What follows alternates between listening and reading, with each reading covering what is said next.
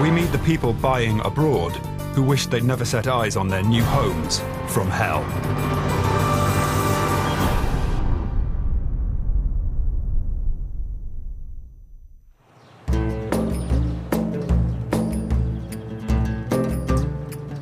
Beneath the Sinai Mountains in Egypt lies Sharm el Sheikh, a holiday location on the Red Sea with a near-perfect climate. It's warm and dry all year round.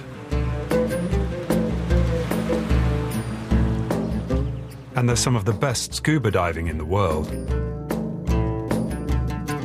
In 2005, Alison and Len Wilser decided to leave their home in York and retire here.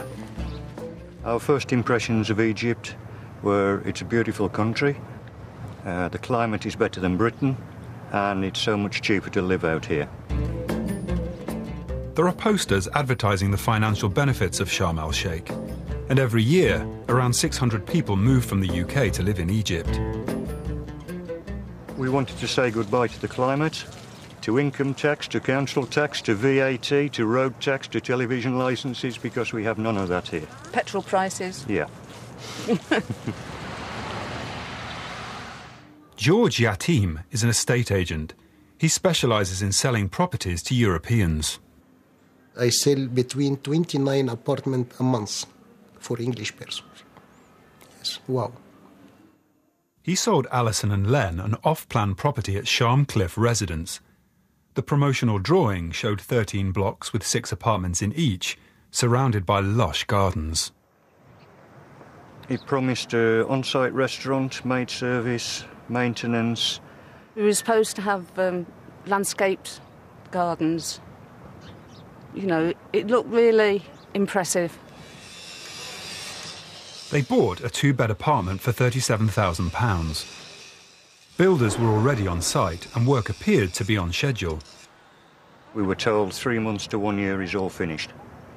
And after 3 years, that has not materialised.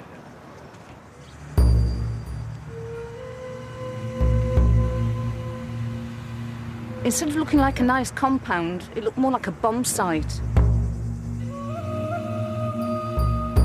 Alison and Len have a contract that says the development includes 1,100 square metres of gardens and that residents have use of poolside sunbeds. I'm standing in the swimming pool, and according to the contract, this has to be cleaned every day. But he's never seen water in it yet, because it's not finished.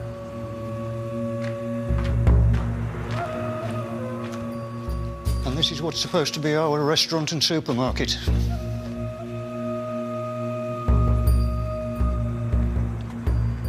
"23 of the 78 apartments are now occupied. And the residents have been battling to get Mr. Sami, who built the development, and his wife, Lamia, who helps to manage it, to sort out the communal facilities. Initially, the builder was very, very nice to everybody. But it very soon soured when we were pointing out that we didn't have what was in the contracts. I had stand-up arguments with them. And I was told by Mr. Sami, no woman speaks to me like that. I said, well, no man speaks to me like you do. Driving past the site on his way to work, George Yatim was puzzled by the delays. It was only a matter of finishing. This is not take a month. You can finish a building here, complete building, 1 month. From 6 apartments or 8 apartments. And the work that has been completed is substandard, including basic utilities. The water supply is from a little tank. It's not big enough even to supply the apartments that are in use. These cables are only 6 millimetres. And in 1 year we had more than 5 fires with everybody coming home, putting the air conditioning on and the wires burning out. Because they're on the surface exposed to sunlight, the outer casings go brittle and it exposes the wires inside. So even children here can't play outside because it's so dangerous.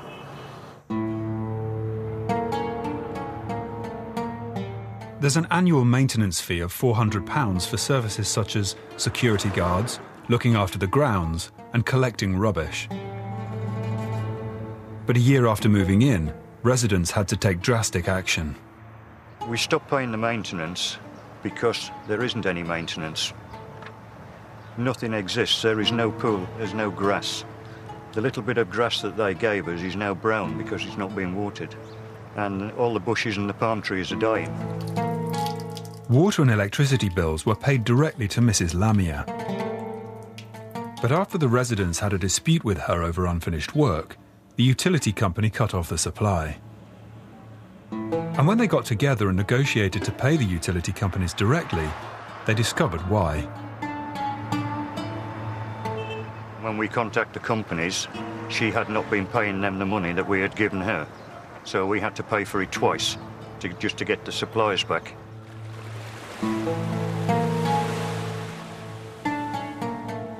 So instead of living the beautiful dream they'd been promised, they got this. And by August 2007, they'd had enough. It just got to the stage where I said, I can't live here anymore. It's driving me mad. They decided to find a tenant and move out. They rented the apartment to a friend, Colin Anthony, at a reduced rate. He noticed the communal stairs seemed dangerously open plan. I'd like to see a handrail fitted as part of the original design. I'd like to see a handrail at the top of the stairs. They are, in my mind, responsibilities of the builder. And the builder's omission resulted in a serious accident.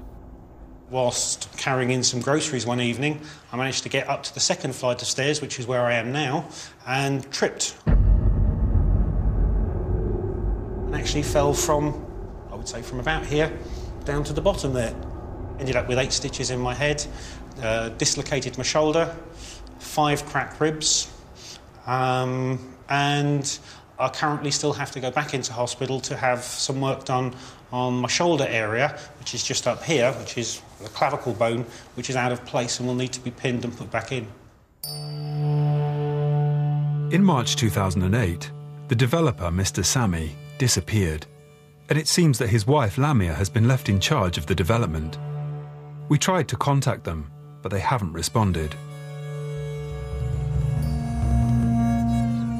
We just want the compound finishing. I mean, there are people who want to buy the compound, but they won't sell. Alison and Len have now got together with another 4 residents and hired a lawyer.